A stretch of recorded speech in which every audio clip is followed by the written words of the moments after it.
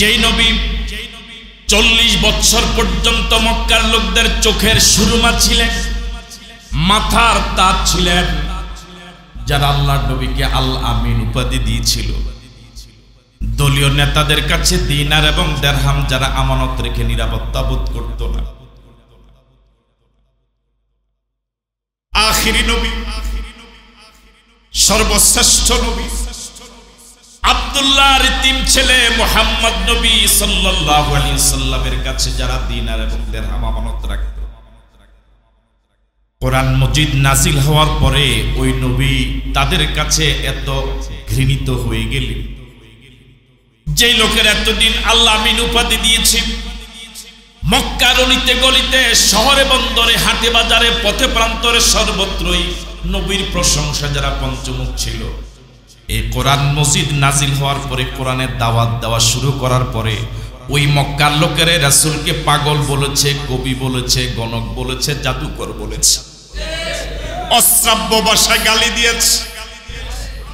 সর্বপ্রথম আল্লাহ নবী যেদিন প্রকাশ্যে দাওয়াত দিলেন, ইয়া আইয়ুহান নাস কুলু লা ইলাহা ইল্লাল্লাহ তুফলিহুন, ও দুনিয়ার মানুষেরা স্বীকার করে নাও, মেনে নাও, কোনো মাবুদ নাই আল্লাহ ছাড়া, কোনো ইলাহা নাই, কোনো আইনদাতা নাই, কোনো বিধানদাতা নাই, কোনো রিজিকদাতা নাই, ইবাদত পাওয়ার বিকল্প আর কেউ নাই।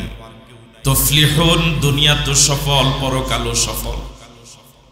এই দাওয়াত দেওয়ার পরে সর্বপ্রথম যেই লোকটা আল্লাহর নবীর গায়ে পাথর মেরেছিল, যেই দেহ মোবারকে মশা এবং মাছি বসা হারাম হারাম এবং হারাম, ওই দেহ মোবারকে সর্বপ্রথম যে পাথরের আঘাতে আহত করেছিল সে দূরের কেউ নয়, অপরিচিত কেউ নয়, বরং রাসূলের আপন চাচা, একেবারে ব্লাড কানেক্টেড যার সাথে, সে হলো আবু লাহাব। এবার বলুন তো, রাসূলের এই আকাশচুম্বী জনপ্রিয়তার বিপরীতে হঠাৎ জনপ্রিয়তা কমে গেল, বিরোধিতা শুরু হলো। আরো জোরে বলেন কিসের কারণে? কোরআন মজিদ নাজিল হওয়ার আগের 40 বছরে কোনো বিরোধিতা ছিল? পিছনে কি কথা বুঝেন ভাই? কোনো বিরোধিতা ছিল? কোরআন মজিদ নাজিল হওয়ার পরে জনপ্রিয়তা কি আগের মতো ছিল? বিরোধিতা কমছে না বাড়ছে? জনপ্রিয়তা কমছে না বাড়ছে? গালিগালাজ বাড়ছে? তাহলে কোরআন মজিদ যেই জীবনে নাই ওই জীবনে বিরোধিতাও, যেই জীবনে কোরআন আছে ওই জীবনে বিরোধিতাও। ঠিক আছে কথা?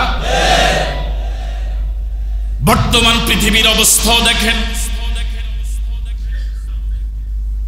সত্যিকার অর্থে যারা কোরআন মজিদের সঠিক কথাগুলো জনগণকে শোনায়, হক কথাগুলো জনগণকে শোনায়, তাদের ইমামতি চলে যাওয়ার সম্ভাবনা দেখা দেয়, তাদের দাওয়াত বন্ধ হয়ে যায়, হাদিয়া বন্ধ হয়ে যায়, তাদের দোকানপাটে আক্রমণ হয়, ব্যবসা বাণিজ্যে ধস নামায়, এলাকাতে ঢুকতে দেওয়া হয় না। ঠিক নয় কি?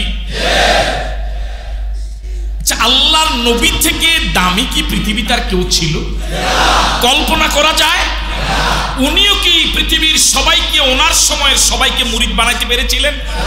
কর্মী বানাতে পেরেছিলেন? ভক্ত বানাতে পেরেছিলেন?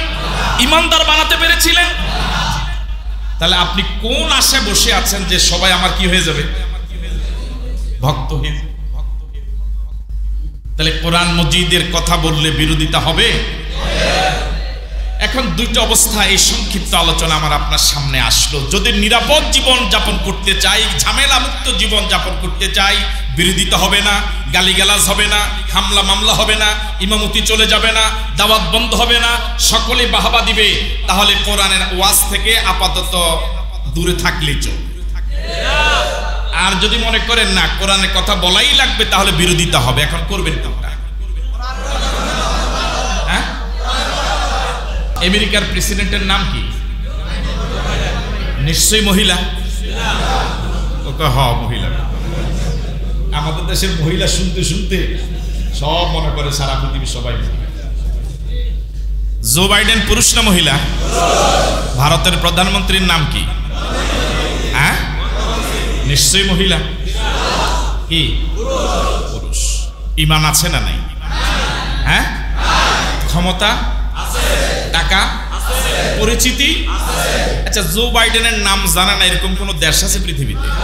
আমার আপনার নাম কি সবাই জানে পৃথিবীতে? ঈমান আছে? ঈমান আছে জো বাইডেনের? ভারতের প্রধানমন্ত্রীর? জান্নাতি না জাহান্নামী? আমার ভাইরা, রাসূল করিম সাল্লাল্লাহু আলাইহি ওয়াসাল্লাম বলেছেন, সর্বশেষ যে ব্যক্তি জান্নাতে যাবে, আল্লাহ রাব্বুল আলামিন 10 পৃথিবীর সমান জায়গা জান্নাতে তার জন্য বরাদ্দ রেখেছে। তাহলে আমেরিকার প্রেসিডেন্টের জান্নাতে জায়গা কেনার মতো কোনো পুঁজি নাই, আমার আপনার কিন্তু সে পুঁজিটা আছে। আর আমেরিকার প্রেসিডেন্ট ভারতের প্রধানমন্ত্রী থেকে আমরা ইনশাআল্লাহ দামি। জোরে বলেন আলহামদুলিল্লাহ। কোরআন মজিদ নাজিল হওয়ার পরে রাসূল করিম সাল্লাল্লাহু আলাইহি ওয়াসাল্লামের জীবন এমন বিভীষিকাময় হয়ে গেল, এমন দুর্বিষহ জীবন হয়ে গেল। রাসূল যখন রাস্তা দিয়ে হাঁটতেন, মক্কার লোকেরা পাথর মারত। রাসূল যখন হাটে বাজারে যেতেন, মক্কার দুষ্ট লোকেরা রাসূলের গায়ে বালু নিক্ষেপ করেছে। আল্লাহর নবী আল্লাহকে সিজদা দিতেছিলেন বাইতুল্লাহর পাদদেশে। মক্কার কাফের এবং মুশরিকরা জবে করা উটের নাড়ি বুড়িগুলো আল্লাহর নবীকে সিজদারত অবস্থায় পিঠে চাপা দিয়ে রাসূলকে হত্যা করতে চেয়েছিল। শুধু আল্লাহর নবী নন, রাসূলের প্রতি যারা ঈমান আনলেন, ওই সাহাবায়ে কেরামের প্রতি চরম জুলুম এবং নির্যাতনের স্টিম রোলার চলতে থাকলো।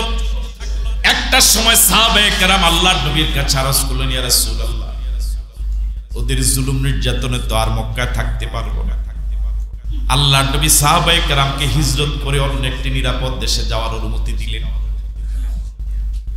সর্বপ্রথম আবিসিনিয়া সাহাবায়ে কেরাম হিজরত করে গেলেন। 2 দফা হিজরত করে গেলেন 101 জন সাহাবী। প্রথম দফায় গেলেন 15 জন। 15 জনের ভিতরে 11 জন পুরুষ, 4 জন মহিলা। এই 4 জন মহিলা এবং 11 জন পুরুষ মিলে হলো 15 জন। দ্বিতীয় দফায় গেলেন 86 জন। এই 15 জন এবং 86 জন মিলে 2 দফায় মোট 101 জন আবিসিনিয়া হিজরত করে গেলেন। ওই সাহাবায়ে কেরাম দেশ ছাড়লেন, জায়গা জমিন, ঘর বাড়ি, দোকানপাট, ব্যবসা বাণিজ্য সব ছেড়ে দিলেন। কিন্তু কি ছাড়ে নাই? আর জোরে বলেন, কি ছাড়ে নাই?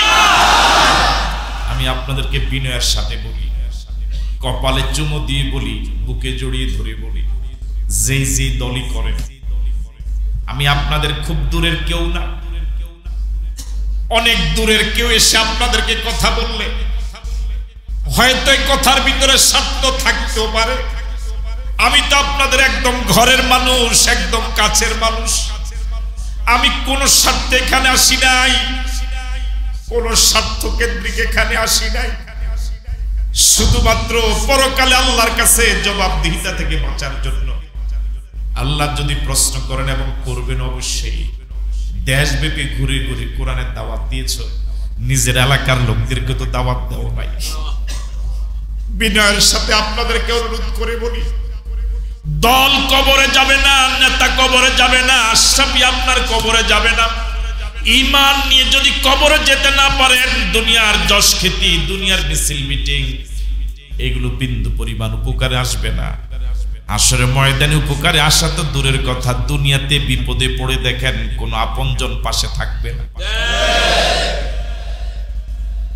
সাহাবায়ে কেরাম 2 দফা হিজরত করে গেলেন আবিসিনিয়ায়, 101 জন। মক্কায় ওদের সব ছিল, জায়গা জমিন, টাকা পয়সা, ব্যবসা বাণিজ্য, কিন্তু এগুলো ওনাদের কাছে কোনো মূল্যই নাই। সবচেয়ে মূল্যবান কোনটা? এই জন্য ঈমান যদি আমার আপনার কাছে এমন দামি হয়ে থাকে, ঈমান বিরোধী যদি দল হয়, ওই কর্মী কখনো ঈমানের মোকাবেলায় দল ছাড়তে দেরি করবে না। বুঝতে পারি না মনে হয়? আপনার কাছে যদি ঈমান থেকে দল বড় হয়, আপনি ঈমানকে পাত্তা দিবেন না, দলকে কি দিবেন? পাত্তা। রাসূল করিম সাল্লাল্লাহু আলাইহি ওয়াসাল্লাম এভাবে জুলুম নির্যাতন সহ্য করে করে দিনাতিপাত করছেন। এখন রাসূলের বয়স 47 শুরু হলো। কত বছর? কোরআন মজিদ নাজিল হলো 7 বছর হয়ে গেল। 47তম বছরে মক্কার কাফের বা মুশরিকরা সবাই মিলে সম্মিলিতভাবে প্রস্তাব পাঠালো রাসূলের চাচা আবু তালেবের কাছে। আবু তালেব, তোমার ভাতিজা মুহাম্মদকে আমাদের হাতে তুলে দাও, আমরা ফয়সালা করব। যদি আমাদের হাতে তুলে না দাও আমরা জেলে ঢুকাবো। নাউজুবিল্লাহ। তাহলে জেলের ভয় আল্লাহ ওয়ালাদেরকে আগেও দেখাইছে, অবশ্যই এখন আর দেখায় না। হ্যাঁ, আবু তালেব রাজি হলেন না। সর্বশেষ মক্কার নেতারা সবাই মিলে সম্মিলিতভাবে রাসূলকে জেলের ভিতরে ঢুকাবার সিদ্ধান্ত নিল। জেলে ঢুকায় ফেলল। শিয়াবে আবি তালেবে, কাবা থেকে একটু দূরে আবু তালেবের পাহাড়ের পাদদেশ। সাহাবায়ে কেরাম আল্লাহর নবীর সাথে জেলে ছিলেন। অবাক করা তথ্য হলো, এরকম কিছু নারী, পুরুষ, শিশু যারা নবীর প্রতি ঈমান আনে নাই, কালেমা পড়ে নাই, নবীকে নবী হিসেবে মেনে নেয় নাই, কিন্তু বংশের কারণে, গোত্রের টানে নবীর সাথে ওই সকল নারী, পুরুষ, শিশু 3 বছর জেলে ছিল। কয় বছর? 3 বছর জেলে ছিল। কি কষ্টকর জীবন ছিল আল্লাহর নবী। 3 বছর জেলে কাটালেন। 3 বছর পার হওয়ার পথে একদিন রাসূল করিম সাল্লাল্লাহু আলাইহি ওয়াসাল্লাম চাচা আবু তালেবকে ডেকে বলেন, চাচা, ওরা আমাদেরকে জেলে ঢুকানোর জন্য, জায়েজ করার জন্য আমাদের বিরুদ্ধে যে একটা অভিযোগ নামা ওরা লিখেছে। জেলে ঢুকানোর জন্য তো কিছু কি লিখছে, আন্দাজে অভিযোগ লিখেছে। ওই মিথ্যা অভিযোগগুলো লিখে যে বাইতুল্লাহর দেয়ালের ভিতরে লটকায় রেখেছে। 3 বছর আর এটা দেখার সুযোগ তারা পায় নাই। ওই দেয়ালের ভিতরে তাদের, আমাদের বিরুদ্ধে লেখা মিথ্যা অভিযোগ নামার যত জায়গায় আমার আল্লাহর নাম লেখা আছে, শুধু আল্লাহর নামটাই অক্ষত আছে। আর তাদের, আমাদের বিরুদ্ধে লেখা মিথ্যা সব অভিযোগগুলো উলু পোকা খেয়ে ফেলেছে। কে খেয়ে ফেলেছে? আবু তালেব শুনে তো অবাক। প্রশ্ন করলেন, ভাতিজা, তুমি যা বলছো সত্য বলছো? আল্লাহ নবী বললেন, চাচা, কোনদিন মিথ্যা কথা বলি নাই। যা বলি আল্লাহর কাছ থেকে জেনে বলি। মা ইয়ানতিকু আনিল হাওয়া ইন হুয়া ইল্লা ওয়াহয়ুন ইউহা। আল্লাহ যখন রাসূলকে বলতে বলেন তখনই রাসূল বলে। আল্লাহু আকবার। আবু তালেব আবার দায়িত্বহীন কণ্ঠে ঘোষণা দিলেন, মুহাম্মদ সাল্লাল্লাহু আলাইহি ওয়াসাল্লাম, আপনার তথ্য যদি সঠিক হয়, আমাদের বিরুদ্ধে লেখা মিথ্যা অভিযোগ নামার সবগুলো যদি উল্পোকা খেয়ে ফেলে, আমি সিদ্ধান্ত জানায় গেলাম তারা আর আমাদেরকে 1 দিনের জন্য জেলে রাখতে পারবে না। আবু তালেব কিন্তু সাধারণ ছিলেন না। ওই নেতাদের থেকে ওনার দাপট কম ছিল না। হয়তো নবীকে আশ্রয় প্রশ্রয় দিতে গিয়ে কি হয়ে গেছে, দুর্বল হয়ে গেছে। আবু তালেব খুশি মনে, পুলকিত মনে দৌড় দিলেন। এই তো জেল থেকে একটু দূরে আল্লাহর ঘর কাবা। গিয়ে দেখে যে নেতারা জেলে ঢুকালো মিথ্যা অভিযোগ নামা লিখে আইন করে, ওই নেতারা কাবার পাদদেশে, কাবার চারপাশে বসে বসে গল্প করে। কি করে? আবু তালেব গিয়ে দেখেন নেতারা বসে গল্প করছে। মনোযোগ আছে তো আপনাদের? আবু তালেব গিয়ে বলে, রে তোরা যে এখানে গল্প করস, তোগো আইন তো সব নাই মনে, আপনারা গেছেন গা, তোগো আইন সব মাতে না দেখেন, তোরা যে আইন করছস তোগো আইন সব। এটা তারা বিশ্বাস করা তো দূরের কথা, কানেও নেয়। তার কারণ হলো, তাদের অবস্থা হলো এই যে আমাদের পোস্টারে হাত দেওয়া তো দূরের কথা, আমাদের পোস্টারের দিকে কেউ যদি একটু আর চোখে তাকায় তার বিরুদ্ধে আমরা মামলা দেই। আর উলু ফোকার এত সাহস, আমরা পোস্টার খাইব? কথা বুঝেন না মনে হয়? আমাদের কথা দেশ একবার, আবার আমরা যেটা কই, আমরা কই বেডাও না বেডিও না, আমরা কই মানুষ সব হিজলা, বাস। কথা কয় না। আমরা একসময় কইছি মানুষ আদম থেকে আসে না, মানুষ কার থেকে আসে। আমরা যেটা কই পাবলিক এটাই খা। কি রে ভাই, আসেনি? আমরা গেছেন গা। সুতরাং আমাদের পোস্টার, আমাদের হ্যান্ডবিল, আমাদের ব্যানার, এটা উলু পোকা খাবে, আমাদের আইনের বই উলু পোকা খাবে, এটা তো বিশ্বাসযোগ্য নয়। বরং আমাদের পোস্টারের দিকে কেউ একটু তাকাইলেও তো আমরা তুই আমরা কা তাকাইলি আসেন তো আপনারা আমার ভাইয়া, তারা এটা কানে। আবু তালেব বললেন, আমার কথা বিশ্বাস করার কোনো প্রয়োজন নাই, আমার ওই নবী থেকে আমি শুনেছি, আমার ওই ভাতিজায়ের থেকে শুনেছি, যিনি জীবনে কোনোদিন মিথ্যা বলে নাই। তোমাদের যদি বিশ্বাস না হয়, এখান থেকে তো অল্প একটু দূরেই তোমাদের মিথ্যা আইনের ওই পোস্টারটা গিয়ে দেখো। সুবহানাল্লাহ। মক্কার বড় বড় নেতারা আবু তালেবের কথা মানতে গিয়ে, রাসূলের কথাটাকে যাচাই করতে গিয়ে কাবার পাশে তাদের বানানো মিথ্যা নাটক, মিথ্যা রচনাটা তারা যখন দেখল, তারা অবাক হয়ে গেল। রাসূল যা বলেছেন তারা সচক্ষে তা দেখতে পেল। তারা অবাক হয়ে গেল।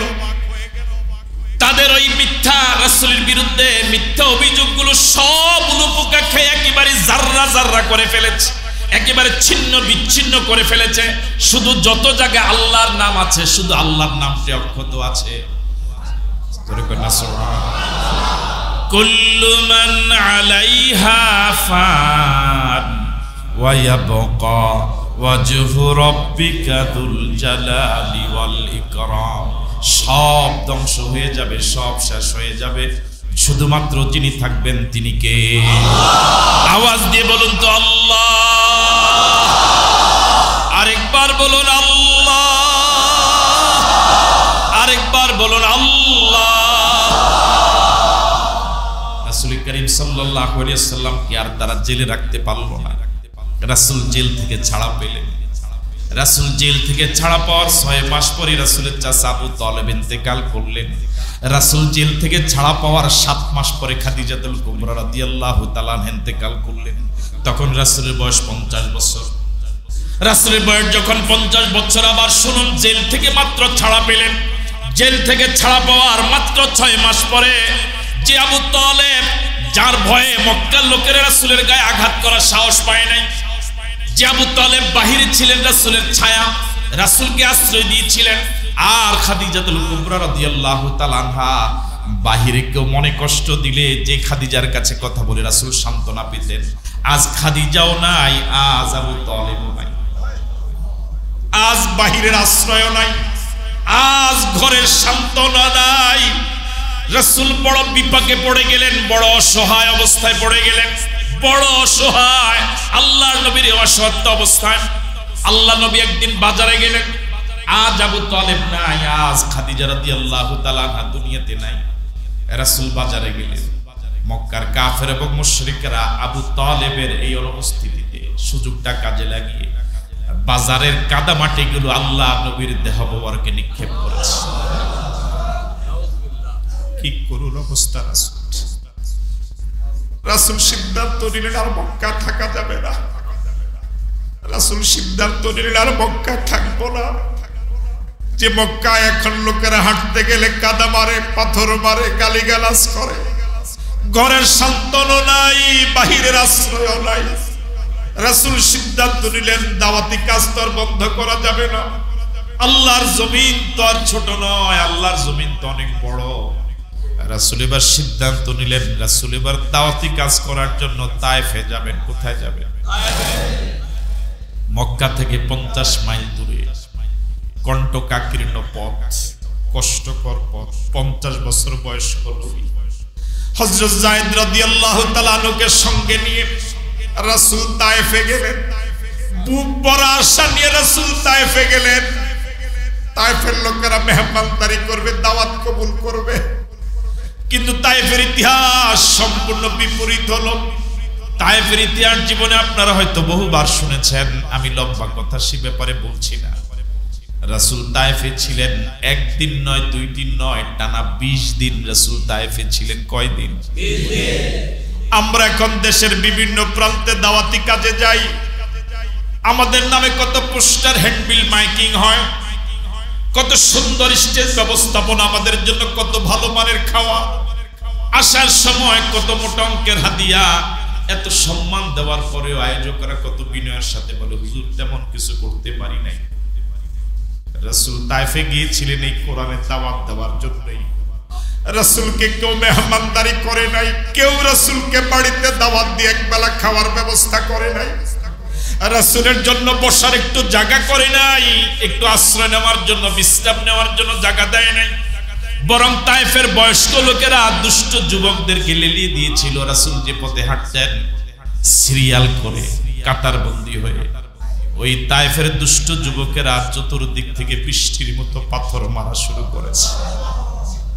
যে দেহ মোবারকে মশা এবং মাছি বসা হারাম, হারাম এবং হারাম, হারাম।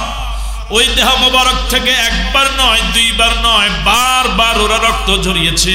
আল্লাহ নবী বারবার, তিনবার বেহুশ হয়ে তায়েফের ময়দানে পড়ে গিয়েছিলেন।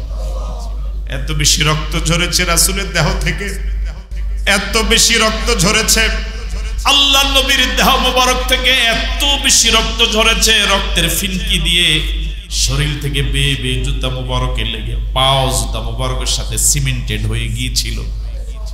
জুতা এবং পা মোবারক একটা আরেকটা থেকে আলাদা করা যাচ্ছিল, রক্ত জমাট হয়ে গিয়েছে।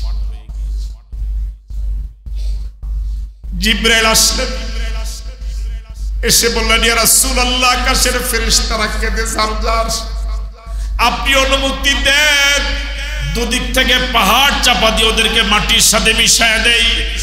আল্লাহ নবী বললেন, জিবরাইল, আমার কথা অনুযায়ী যদি পাহাড় চাপা দিয়ে ওদেরকে ধ্বংস করে দাও, আমি কার কাছে প্রচার করব লা ইলাহা ইল্লাল্লাহ মুহাম্মাদুর রাসূলুল্লাহ। এবার আপনাদের হাজারো জনতার কাছে প্রশ্ন, এবার কি রাসূল তায়েফে থাকার কোন সুযোগ আছে? বুঝেন নাই মনে হয়? সুযোগ কি আছে? মক্কায় ঢোকার সুযোগ আছে। মক্কা থেকে তো ওরা তাড়িয়ে দিল, রাসূল চলে আসলেন তায়েফ, এখন জায়গা নাই। এখন রাসূলের অবস্থাটা কত চরম অসহায়। আল্লাহর নবী, কুল কায়নাতের নবী, রাহমাতুল লিল আলামিন নবী, শাফিউল মুজনিবিন নবী, উম্মতের কান্ডারি নবী, আল্লাহর পরে যার মর্যাদা, তামাম জগতের উপরে যার মর্যাদা, ওই নবীর তায়েফেও জায়গা নাই, মক্কায়ও জায়গা নাই।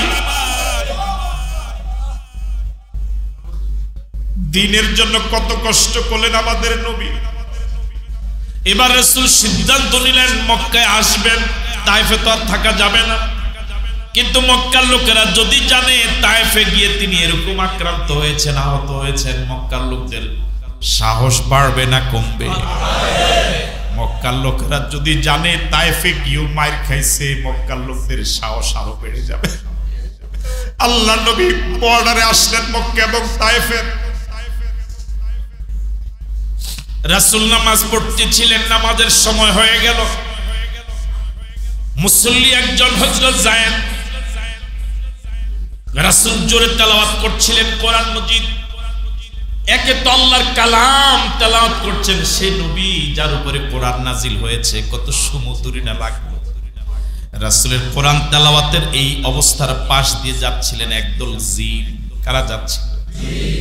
একদল জিন যাচ্ছিল। অসংখ্য জিনের এই বিশাল বহর আল্লাহর নবীর কণ্ঠ থেকে সুমধুর কণ্ঠের কোরআন তেলাওয়াত শুনে জিনেরা আর সামনে যেতে পারে নাই। জিনেরা থমকে দাঁড়িয়ে গেল। আল্লাহু আকবার! জিনেরা দাঁড়িয়ে গেল, আর সামনে যেতে বাদর তেলাওয়াত জীবনে কোনোদিন শুনে নাই। দাঁড়িয়ে গেল। দীর্ঘ সময় ধরে রাসূলের কোরআন তেলাওয়াত শুনলো।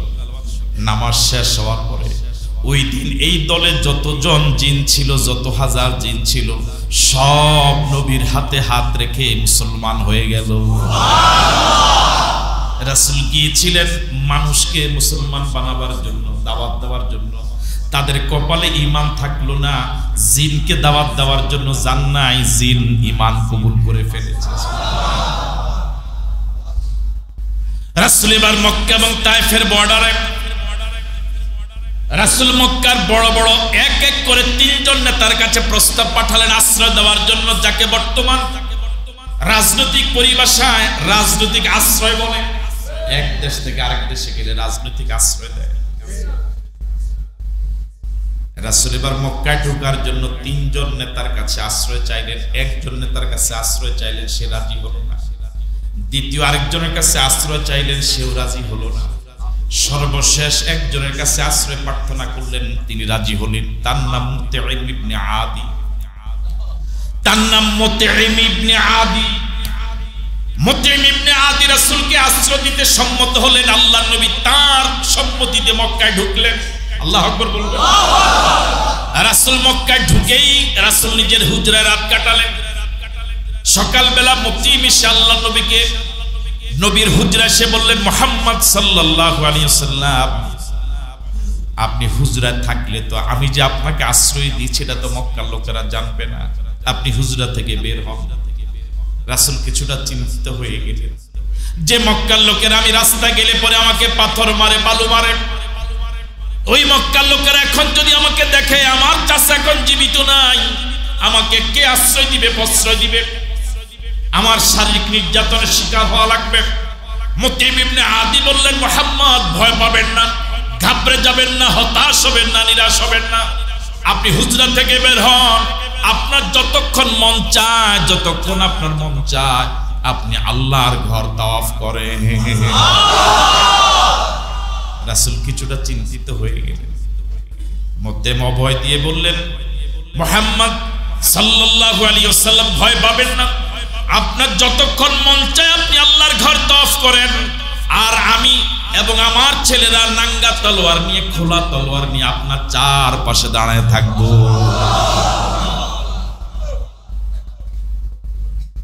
আল্লাহর নবী বের হলেন, আল্লাহর ঘর তাওয়াফ শুরু করলেন। এক পাশে মুতঈম তলোয়ার নিয়ে দাঁড়ানো, আরেক পাশে কয়েক পাশে তার ছেলেরা তলোয়ার নিয়ে দাঁড়ানো। আল্লাহু আকবার। মক্কার বড় বড় নেতারা খবর পেয়ে চলে আসলো বাইতুল্লাহ। এসে দেখে রাসূল তাওয়াফ করে আর মুতঈম এবং তার ছেলেরা তলোয়ার নিয়ে চারপাশে দাঁড়িয়ে আছে। মুতঈমের কিন্তু সাহস কম না। মক্কার লোকেরা জিজ্ঞেস করছে, মুতঈম তুমি কি কালিমা পড়েছো, ঈমান এনেছো? মুতঈম বললেন, না আমি কালিমা পড়ি নাই, ঈমান আনি নাই। তাহলে মুহাম্মদকে যে পাহারা দিচ্ছ? মুতঈম জবাবে বললেন, আমি মুহাম্মদকে আশ্রয় দিয়েছি।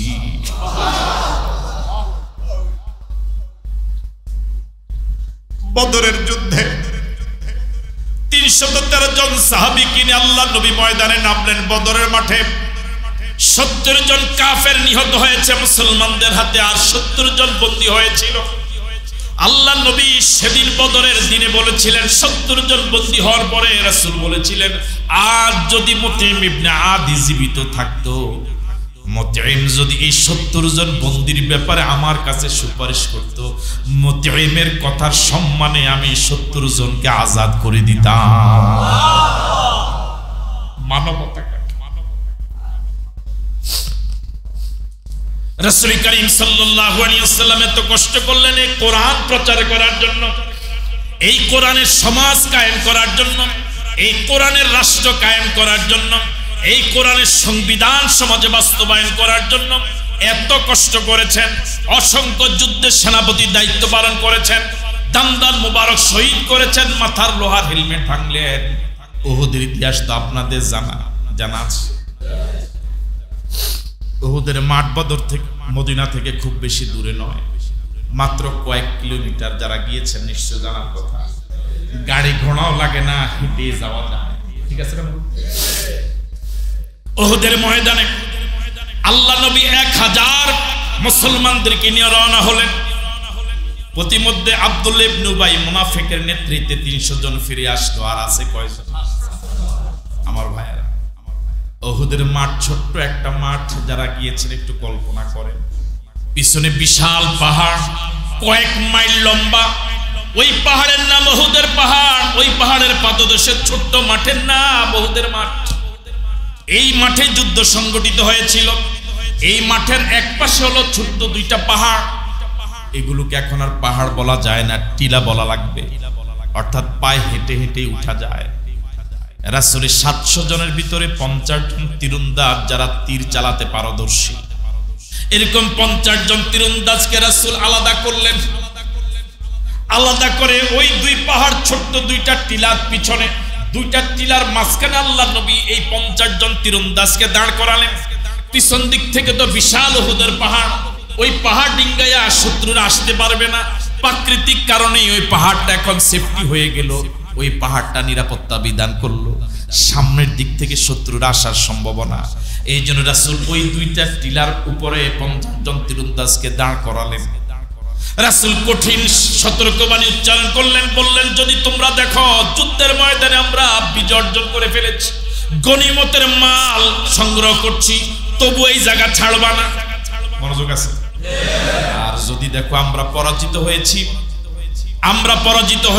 সাহাবায়ে কেরামের লাশ পড়ে আছে ওদের ময়দানে খণ্ড বিখণ্ড হয়ে, আকাশের উড়ন্ত পাখিগুলো সাহাবায়ে কেরামের লাশ ছিঁড়ে ছিঁড়ে খাচ্ছে, এরকম দৃশ্য যদি দেখো এই জায়গা ছাড়া যাবে না। যুদ্ধ শুরু হয়ে গেল। কাফেরদের সাথে সর্বপ্রথম এক ধাওয়াতেই মুসলমানদের এক আক্রমণে কাফেররা ময়দান থেকে পালালো। আল্লাহু আকবার! একটা আক্রমণ মোকাবেলা করতে পারে নাই। মুসলমানরা মনে করেছে বিজয় তো হয়েই গেল। এখানে যে 50 জনকে দাঁড় করানো, তারাও মনে করলেন বিজয় হয়ে গিয়েছে, এখানে আর দাঁড়িয়ে থাকবো কেন। ওনারা এই পাহাড়ের উপর থেকে ছুটলেন ময়দানের দিকে। যাকে দায়িত্ব দিয়েছিলেন আব্দুল্লাহ, তিনি বারবার বলছিলেন ও আল্লাহর নবীর সাহাবীরা, যেও না, যেও না, যেও না। আল্লাহর নবী যে বলেছিলেন যাওয়া যাবে না, সে কথা কি মনে নাই? 40 জন চলেই গেলেন, আর আছেন মাত্র 10 জন। খালিদ বিন ওলীদ রাদিয়াল্লাহু তাআলা আনহু, যুদ্ধের ইতিহাসে যার কোনোদিন পরাজয় নাই।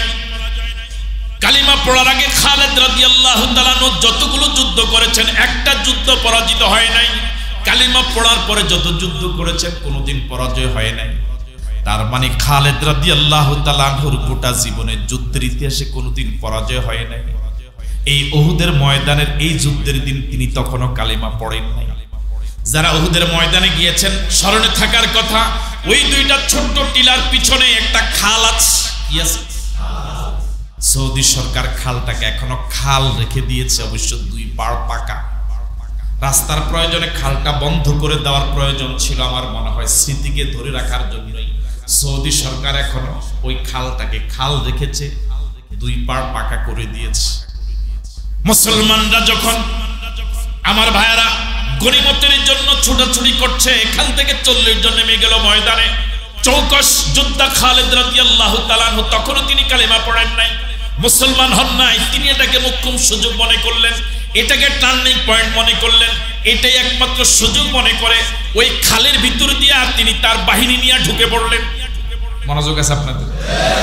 খালের ভিতর দিয়া যখন ঢুকলেন ময়দান থেকে, খালের ভিতর দিয়া কারা সেটা নজরে পড়ার কথা না, ঠিক আছে কথা? খালের ভিতর দিয়ে খালিদ রাদিয়াল্লাহু তাআলা আনহু ঢুকলেন বাহিনী নিয়ে। এখন 2 পাহাড়ের মাঝখানে আছেন মাত্র 10 জন। খালেদের চৌকস বাহিনীর সাহসী আক্রমণে 10 জন টিকলেন না। খালেদের আক্রমণে এই 10 জন সাহাবী প্রাণপণ লড়াই করে 10 জন শহীদ হয়ে গেল। ঢুকে গেলেন ময়দানে। আল্লাহর নবী আক্রান্ত হয়ে গেলেন, সাহাবায়ে কেরাম আক্রান্ত হয়ে গেল। 70 জন সাহাবীর লাশ উহুদের ময়দানে পড়ে আছে। হামজা শহীদ হয়ে গেলেন, রাসূলের চাচা। 80 টুকরা করা হয়েছিল হামজা রাদিয়াল্লাহু তাআলা আনহুর লাশ। উহুদের কালেমার পতাকা রাসূল দিয়েছিলেন অবিবাহিত যুবক মুসআবের হাতে। কার হাতে? মুসআব রাদিয়াল্লাহু তাআলা আনহুর হাতে। আজকের ময়দানের যুবক যারা আছো, কলিজার টুকরা যুবকদেরকে বলি, আল্লাহ রক্তটা ইসলাম বিরোধীদের মিছিলে দেওয়ার জন্য আল্লাহ দেয় নাই। আল্লাহ কণ্ঠটা ইসলাম বিরোধীদের স্লোগানের জন্য আল্লাহ দেয় নাই। যুবকদের ইতিহাস, যুদ্ধ বিজয়ের ইতিহাস। আমাদের দেশে প্রত্যেকটি গণতান্ত্রিক আন্দোলনে, স্বাধীনতার যুদ্ধে যুবকদের ভূমিকা ছিল সবচেয়ে বেশি। এই চলমান দ্বিতীয় স্বাধীনতার সময় যারা জীবন দিয়েছে, নেতৃত্ব দিয়েছে, সবাই তো যুবক। রাসূল উহুদের কালিমার পতাকা দিয়েছিলেন মুসআব রাদিয়াল্লাহু তাআলা আনহুর হাতে, অবিবাহিত যুবক। ডান হাতে কালিমার পতাকা তুলে ধরেছেন। ওরা ডান হাতে আঘাত করেছে, ডান হাতটা পড়ে গিয়েছে। বাম হাতে ধরেছেন, বাম হাতে আঘাত করেছে, বাম হাতটা পড়ে গিয়েছে। কল্লাটা একদিকে, ডান হাত একদিকে, বাম হাত একদিকে, দেহটা একদিকে পড়ে আছে। এই মুসআব রাদিয়াল্লাহু তাআলা আনহু এবং হামজা রাদিয়াল্লাহু তাআলা আনহু এই দুইটা লাশ দেখে আল্লাহর নবী সবচেয়ে বেশি কেঁদেছিলেন। আল্লাহর নবী সবচেয়ে বেশি কেঁদেছিলেন, এই দুইটা লাশ দেখে এত কেঁদেছিলেন আল্লাহর নবী। উহুদের ময়দানে ইবনে কামিয়া তীর মেরেছে আল্লাহর নবীর মাথা মুবারক লক্ষ্য করে। আল্লাহ নবী যত যুদ্ধে অংশগ্রহণ করেছেন সব যুদ্ধে একটা যুদ্ধের পোশাক পরিধান করেছিলেন, কিন্তু একমাত্র যুদ্ধ উহুদের যুদ্ধ, যে যুদ্ধে আল্লাহ নবী একটা যুদ্ধের পোশাক পরিধান করেন নাই, দুইটা যুদ্ধের পোশাক পরিধান করেছে। কয়টা? ইবনে কামিয়া তীর মেরেছে আল্লাহ নবীর মাথা মুবারক লক্ষ্য করে, মাথার লোহার হেলমেট ভেঙে গেল, আল্লাহর নবীর দান্দান মুবারক শহীদ হয়ে গেল, আল্লাহর নবী বেহুশ হয়ে জমিনে পড়ে গেলেন। ও নবীর উম্মতেরা, ও নবীর আশিকেরা, ও নবীর প্রেমিকেরা, একটু কল্পনা করেন, একটু চোখের পানি ছেড়ে দিয়ে কল্পনা করেন, যে নবীর এত মর্যাদা, এত সম্মান, ওই নবী দ্বীন প্রচার করতে গিয়ে কোরআনের রাজ কায়েম করার জন্য, কোরআনকে বিজয় করার জন্য আহত উহুদের ময়দানে পড়ে আছেন।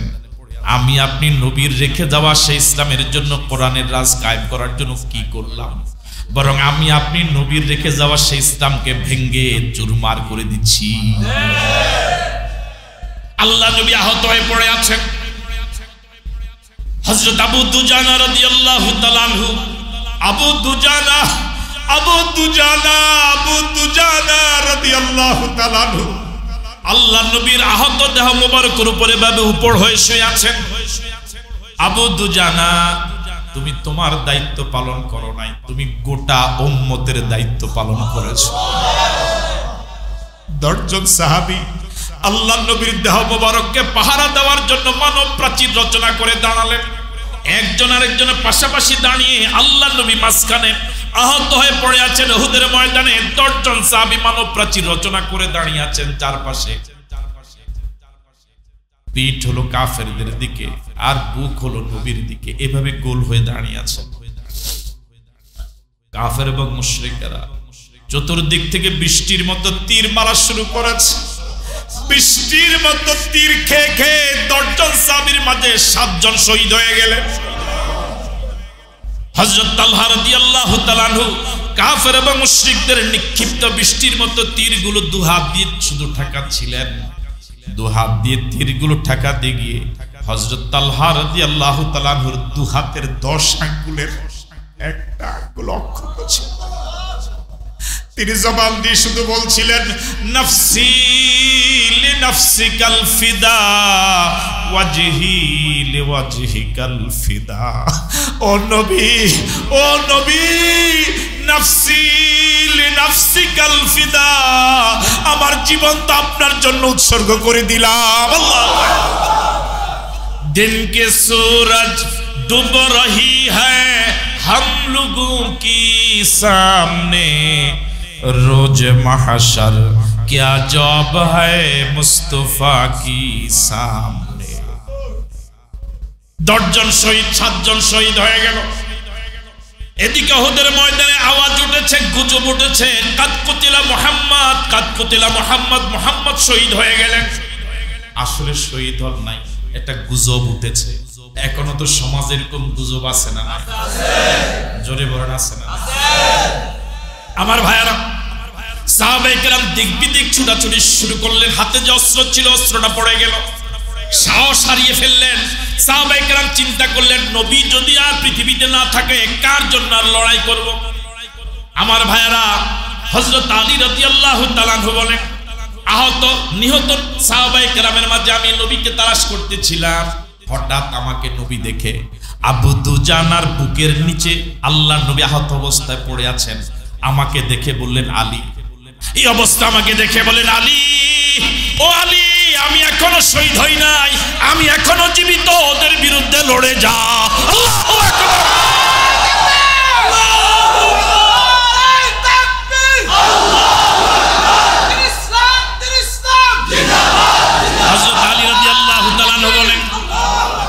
হযরত আলী রাদিয়াল্লাহু তাআলা আনহু বলেন, আল্লাহর নবীর জীবিত নবীর কণ্ঠ যখন আমি আলীর কানে আসলো, আল্লাহ যেন কয়েক হাজার যুবকের শক্তি আমার দেহে দিয়ে দিল। আল্লাহ। সাহাবায়ে কেরাম যারা বিক্ষিপ্ত অবস্থা দৌড়াদৌড়ি শুরু করেছিলেন, আল্লাহ নবীর জীবিত কণ্ঠ আমি শোনার পর সাহাবায়ে কেরামকে আওয়াজ দিয়ে বললাম, যেও না, যেও না, ফিরে আয়, ফিরে আয়, ফিরে আয়, এখন আল্লাহ নবী জীবিত আছে, ফিরে আয়। হযরত আলী বলেন, আমার আওয়াজ শুনে সাহাবায়ে কেরাম সবাই আবার ফিরে এলেন। রাসূলকে আহত অবস্থায় কয়েকজন সাহাবী উহুদের ময়দানে নিয়ে, উহুদের মাঠে নিয়ে গেলেন। সাহাবায়ে কেরাম কয়েকজন আল্লাহর নবীকে আহত অবস্থায় উহুদের পাহাড়ে উঠালেন। মাঠটা নিরাপদ মনে করলেন না, যে কোনো সময় আবার আক্রমণ হতে পারে, এই জন্য পাহাড়ের উপরে নিরাপদ মনে করে রাসূলকে পাহাড়ের উপর উঠালেন। আল্লাহর নবীকে যখন পাহাড়ের উপর উঠাচ্ছিলেন, তখন পাহাড়টা থরথর করে কাঁপতেছিল। আল্লাহ নবী বলেন, উসবুতিয়া জাবাল, উসবুতিয়া উহুদ, ফাইন্না আলাইকা নাবিয়াল্লাহ ওয়াস সিদ্দিক ওয়াস শাহীদাইন। ও পাহাড় থেমে যা, ও পাহাড় থেমে যা, ও পাহাড় কাঁপিস না, তোর উপরে আল্লাহর নবী, তোর উপরে একজন সিদ্দিক, তোর উপরে দুইজন শহীদ। আল্লাহু আকবার। উসবুতিয়া উহুদ, উসবুতিয়া জাবাল, ফাইন্না আলাইকা নাবিয়াল্লাহ ওয়াস সিদ্দিক ওয়াস শাহীদাইন। তোর উপরে আল্লাহর নবী আছে, তোর উপরে একজন সিদ্দিক আছে, তোর উপরে দুইজন শহীদ আছে। রাসূলের কথা শুনে উহুদের পাহাড় থেমে গেল। আমার ভাইরা, 70 জন সাহাবীর লাশ পড়ে আছে উহুদের ময়দানে। এর মাঝে একজন বয়স্ক সাহাবীর লাশ, নাম হলো আমর ইবনুল জামহ রাদিয়াল্লাহু তাআলা আনহু। প্রতিবন্ধী সাহাবী, প্রতিবন্ধী মানে শারীরিকভাবে প্রতিবন্ধী, একটা পাও নাই, ল্যাংড়া, বুঝছেন তো কথা। উহুদের ময়দানে যখন রওনা হয়েছিলেন, ওনার ছেলেরাও জিহাদে আসবে, যুবক মানুষ। বাবাকে বলেছে, আব্বা তুমি যাওয়ার দরকার নাই, তুমি নিজেই চলতে পারো না, উহুদের ময়দানে তুমি গিয়ে কি করবা, আমরা যুবক মানুষ, আমরা আগে যাই, তুমি বাড়িতে থাকো। বাবা আমর ইবনুল জামহ বলেছিলেন, ছেলেরে, তোদের শরীরে শক্তি আছে, তোরা যুবক মানুষ, তোরা যেভাবে জান্নাতে যেতে চাও, আমি বুড়া মানুষ, আমি তো জান্নাতে যেতে চাই। তোরা যুবক, তোরা হয়তো দৌড়ায় দৌড়ায় জান্নাতে যাবি, আমি বয়স্ক মানুষ, আমার শারীরিক প্রতিবন্ধিতা আছে, আমি তোদের সাথে দৌড়াতে পারবো না, আমি খোঁড়ায়া খোঁড়ায়া হলেও তো জান্নাতে যেতে পারি। আল্লাহু আকবার। ও যুবকেরা, কোরআনের রাজ কায়েম করার জন্য, নবীর রেখে যাওয়ার দিনকে আবার নতুন করে তাজা করার জন্য কি জীবন দিতে পারবা? সবাই কি পারবো? কারা কারা পারবো? দুহাত তুলে দেখায়।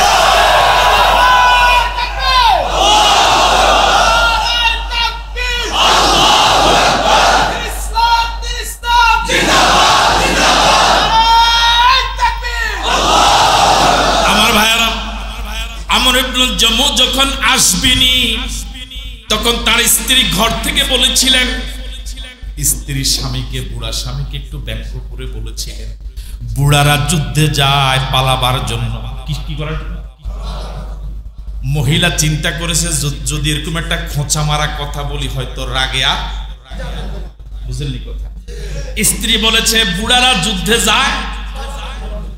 যখন স্ত্রী এরকম একটা কথা বললেন, বুড়ারা যুদ্ধে যায় পালাবার জন্য, তখন আমর ইবনুল জামহ আল্লাহর কাছে দোয়া করে বলেছিলেন, আল্লাহুম্মা লা তারুদ্দুনি ইলা আহলি, আল্লাহুম্মা লা তারুদ্দুনি ইলা আহলি, ও আল্লাহ আমাকে আর আমার পরিবারের কাছে আইনো না। আল্লাহু আকবার।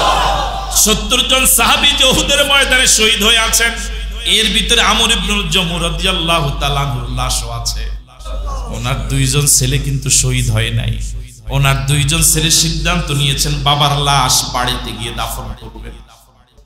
কিন্তু বাবার লাশ যখনই ওটের উপর উঠায়, বাড়ির দিকে রওনা করলে ওটার বাড়ির দিকে যায় না, ডানে যায়, বামে যায়, পিছনে যায়, চতুর্দিকের সব দিকে যায়, কিন্তু আমর ইবনুল জামহুর বাড়ির দিকে যায় না। ওই দুই ছেলে বাবার লাশ বাড়িতে নামার জন্য বারবার চেষ্টা করে ঘরমাক্ত হয়ে গেলেন, পরিশ্রান্ত হয়ে গেলেন। একটা সময় আশাহত হয়ে গেলেন, বাবার লাশ মনে আর নিতে পারবো না, কিন্তু কারণটা কি সেটাও তাদের জানা নাই। শেষ পর্যন্ত সমাধানের জন্য আল্লাহ নবীর দ্বারস্থ হলেন। নবীর কাছে গিয়ে বলেন, ইয়া রাসূলুল্লাহ, আমার আব্বার লাশ বাড়িতে নিয়ে দাফন করব সিদ্ধান্ত নিয়েছি, কিন্তু লাশটা তো বাড়িতে যাচ্ছে না। ওমর চতুর্দিকে যায় কিন্তু বাড়ির দিকে যাচ্ছে না। আল্লাহ নবী কিছুটা চিন্তিত হয়ে পড়লেন। এবার রাসূল ওই সাহাবীর দুজন ছেলেকে জিজ্ঞেস করলেন, তোমাদের আব্বা বাড়ি থেকে রওনা হওয়ার সময় কি কোনো দোয়া করেছিল? ছেলে দুইজন বলছে, ইয়া রাসূলুল্লাহ, আমাদের আব্বা বাড়ি থেকে আসার সময় দোয়া করেছিল, আল্লাহুম্মা লা তারুদ্দুনি ইলা আহলি, আল্লাহুম্মা লা তারুদ্দুনি ইলা আহলি, ও আল্লাহ আমার লাশ আর বাড়িতে আইনো না। রাসূল বলেন, ছেলেরা রে, তোমার আব্বার দোয়া আল্লাহ এমন ভাবে কবুল করেছে, এটার আসর বোবা প্রাণী উটের উপরে পড়েছে। আল্লাহু আকবার। তোমরা শত চেষ্টা করলো বাবার লাশ আর বাড়িতে নিতে পারবা না, এই জায়গায় দাফন করো। আমি আপনাদের কাছে বিনয়ের সাথে আরজ করে জানতে চাই যে রাসূল কোরআনের জন্য এত কষ্ট করলেন, এত জুলুম নির্যাতন সহ্য করলেন, ওই কোরআন, ওই হুবহু কোরআন কি এখন আমাদের কাছে আছে না নাই? আরো জোরে বলেন, আছে না না? এই কোরআনের রাজ কায়েম করার জন্য শুধু রাসূল নন, সাহাবায়ে কেরাম অকাতরে জীবন দিয়েছিলেন। মুতার যুদ্ধে 1 লক্ষ রোমান সৈনিকের বিরুদ্ধে আল্লাহ নবী মাত্র 3000 সেনাবাহিনী, 3000 সাহাবী রেডি করলেন। কয় হাজার? একদিকে কয় হাজার? একদিকে। আর মুসলমান একজনের ভাগে কয়জন পড়ে? 33 জনের উপর। একজনের ভাগে 33 জনের। আল্লাহ নবী সাহাবায়ে কেরামকে পাঠানোর আগে সেনাবাহিনী সেনাপতি নিয়োগ করলেন 3 জন। কয়জন? সর্বপ্রথম বললেন, এই যুদ্ধে প্রথম সেনাপতির দায়িত্ব পালন করবে আমার ছেলে যায়েদ, তুমি কি আছো? তিনি বললেন লাব্বাইক। এরপরে বললেন, এরপরে দ্বিতীয় পর্যায়ে সেনাপতির দায়িত্ব পালন করবে আমার চাচাতো ভাই জাফর ইবনে আবি তালেব, তুমি কি আছো? তিনি বললেন। এরপরে দায়িত্ব পালন করবে আব্দুল্লাহ ইবনে রাওয়াহা রাদিয়াল্লাহু তাআলা, তুমি কি আছো? আল্লাহ নবী বললেন, তোমরা সবাই বাড়িতে যাও, পরিবার পরিজনের কাছ থেকে চিরবিদায় নিয়ে আস। একটা যুদ্ধের সেনাপতি লাগে কয়জন? রাসূল বললেন, কয়জনের নাম? রাসূল 3 জনের নাম বলে ক্ষান্ত হন নাই। রাসূল আরো বলেছেন, সর্বশেষ 3 জনের নাম বলার পরে রাসূল এবার বলেছেন, চতুর্থ জন তোমরা নিয়োগ দিবা। তার মানে হলো এই 3 জনের একজনও আর জীবিত আসবে না। হযরত যায়েদ রাদিয়াল্লাহু তাআলা বললেন, ইয়া রাসূলুল্লাহ, আমার তো বলার আর কেউ নাই, আপনি বলেছেন, আপনি শুনেছেন। আমার আম্মা আয়েশা সিদ্দিকা রাদিয়াল্লাহু তাআলা হুজরাত থেকে শুনেছে, আমার তো আর যাওয়ার জায়গা নাই, হুজুর আমি রাজি। চাচাতো ভাই জাফর ইবনে আবি তালেব চলে গেলেন বাড়িতে। গিয়ে দেখেন তার স্ত্রী কোরআন তেলাওয়াত করে। উঠোনে দাঁড়িয়ে বললেন, প্রিয়তমা, কিছু সময়ের জন্য কোরআন তেলাওয়াত একটু বন্ধ করো, আমার কথা একটু মনোযোগ দিয়ে শুনো।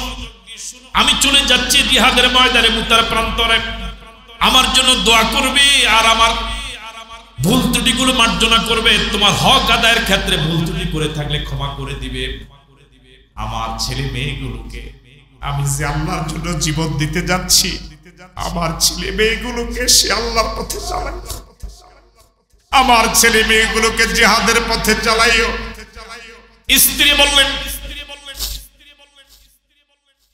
স্ত্রী এবার হাত তুলে দোয়া করলেন, আল্লাহ আমার স্বামীকে তুমি মুতার প্রান্তরে গাজী করে আমার কোলে ফেরত দিও। হযরত জাফর ইবনে আবি তালেব রাদিয়াল্লাহু তাআলা আনহু তলোয়ারে উল্টা পিঠ দিয়ে স্ত্রীর হাতের উপরে মৃদু স্পর্শ করে বললেন, ও প্রিয়তমা স্ত্রী, উল্টা দোয়া করো না, উল্টা দোয়া তোমার আল্লাহ কবুল করবে না। রাসূল 3 জনের নাম ঘোষণা করেছে, আমার আগেও একজন, আমার পরেও একজন, মাঝখানে আমি। তুমি নিশ্চিত থাকো মুতার প্রান্তরে আমি শহীদ হব। তিনি ছুটলেন মুতার প্রান্তরে। পিছনে ছেলে মেয়েগুলো, স্ত্রী, ছেলে মেয়েগুলো আব্বা আব্বা বলে কাটা কবুতরের মতো ছটফট করলো। হযরত জাফর ইবনে আবি তালেব একবারের জন্য পিছনে ফিরে তাকায় নাই। কারা কান্দে? ইসলাম আমার আপনার কাছে এমনি আসে নাই। ও রহিমানগরের মুসলমান ভাইয়েরা, ইসলাম আমার আপনার কাছে এত সহজে আসে নাই। হাজার হাজার সাহাবায়ে কেরামের জীবনের বিনিময়ে, রক্তের বিনিময়ে ইসলাম আমার আপনার কাছে আসছে। আব্দুল্লাহ ইবনে রাওয়াহা রাদিয়াল্লাহু তাআলা আনহু যুবক মানুষ, মাত্র বিয়ে করেছেন, এখনো তার বাসর হয় নাই। ও যুবকেরা, ইসলামী আন্দোলনের দাওয়াত দিলে পরে কত অজুহাত আমরা দেই, এখনো বয়স হয় নাই, এখনো স্বাবলম্বী হই, এখনো নিজের পায়ে নিজে দাঁড়াতে পারি নাই, এখনো সংসারকে গুছাতে পারি নাই, এখনো বিয়ে শাদী করি, কত অজুহাত আমরা দেই। ও কলিজার টুকরা বন্ধুরা, ও যুবকেরা, ও যুবকেরা, ও প্রিয় যুবকেরা, আব্দুল্লাহ ইবনে রাওয়াহা রাদিয়াল্লাহু তাআলা মাত্র বিয়ে করেছেন, এখনো বাসর হয় নাই। তিনি গেলেন ঘরে, গিয়ে দেখেন তার সদ্য বিবাহিত স্ত্রী, তাও কোরআন তেলাওয়াত করে। উঠোনে দাঁড়িয়ে তিনি বললেন, সালাম দিলেন, বললেন, আমি তোমার প্রিয়তম স্বামী আব্দুল্লাহ ইবনে রাওয়াহা। আল্লাহর নবী যুদ্ধের ময়দানে আমাকে সেনাপতি হিসেবে নাম ঘোষণা করেছেন, আমি তোমার কোনো হক আদায় করতে পারিনি, মাত্র বিয়ে হলো, তুমি আমাকে ভালো করে দেখতেও পারো নাই, আমি তোমাকে ভালো করে একবার দেখার সুযোগও পাই নাই, তোমার কোনো হক আমার পক্ষ থেকে আদায় হওয়ার সুযোগ হয় নাই, আমাকে তুমি ক্ষমা করে দিও। হাসরের ময়দানে আমার মালিক আল্লাহর আদালতে আমার বিরুদ্ধে তুমি মামলা দিয়ে আমাকে আসামি করো না। প্রিয়তম স্ত্রী ঘরের ভিতর থেকে একটা আবদার করেছিলেন, আল্লাহ নবী আপনাকে যুদ্ধে যেতে বলেছেন, আমি তো না করতে পারি না, শুধু একটুটুকু বলি, একটা বার একটু ঘরে আসেন, একটা বার একটু ঘরে আসেন, আমি আপনাকে একটু ভালো করে দেখে নিতে চাই, যাতে করে হাসর ময়দানে আপনাকে আমি স্বামী হিসেবে চিনে নিতে পারি। হযরত আব্দুল্লাহ ইবনে রাওয়াহা বললেন, প্রিয়তমা স্ত্রী, আমি ঘরে যাব না, আমি ঘরে যাব না, আমি ঘরে যাব না। আব্দুল্লাহ ইবনে রাওয়াহার সদ্য বিবাহিত স্ত্রী বলেছেন, প্রিয়তম স্বামী, আমি কথা দিলাম, ঘরে আসলে পরে আমি প্রেম নিবেদন করব না, ভালোবাসা নিবেদন করব না। আব্দুল্লাহ ইবনে রাওয়াহা বললেন, না, আমি যাব না। তোমার যদি নিয়ত এরকম হয়, আর যদি তুমি ধৈর্য ধারণ করে থাকতে পারো, আমাকে স্বামী হিসেবে চিনার জন্য আমাকে দেখার কোনো প্রয়োজন নাই, যে আল্লাহর জন্য আমি তোমার স্বামী, আল্লাহর জন্য জীবন দিতে যাচ্ছি, ওই আল্লাহ তোমাকে আমাকে স্বামী স্ত্রী হিসেবে পরিচয় করায় দিবে।